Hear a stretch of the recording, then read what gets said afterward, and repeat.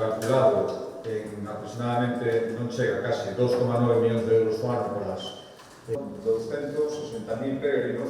os que pasaron a noite en algúns lugares un programa impulsado pola Xunta de Galicia para que rapaces de entre 6 e 13 incorporados ao programa Solar. Son 17 actividades deportivas diferentes, 39 federacións de calculados que isto vai seguir ganando e, por lo tanto,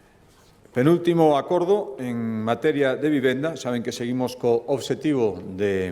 xa cumprido de impulsar nos primeiros 100 días 400 novas vivendas nos primeiros 100 días de goberno, cumprido sobradamente, e chegar a 4.000 durante a legislatura. Por lo tanto, isto pasa por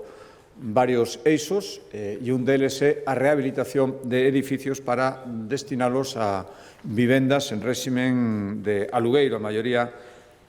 social, algunhas en venta, pero a maioría en réximen de alugueiro. Por lo tanto, xa digo que é unha das liñas, facilitar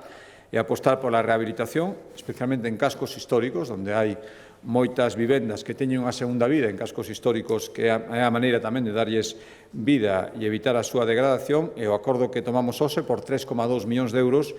é o de contratación de obras para rehabilitar 4 edificios e crear 14 vivendas de alugueiro social en 3 cascos históricos. No de Ourense serían 6 vivendas, no de Ribadavia 5 vivendas, no casco histórico de Tui 3 vivendas. Digo, son 3,2 millóns de euros. Estes edificios que se van rehabilitar xa son propiedade da Xunta, Mercano Xabeiro do programa Resurbe e, polo tanto, agora o que faremos é as obras teñen un prazo de execución de alrededor de 18 meses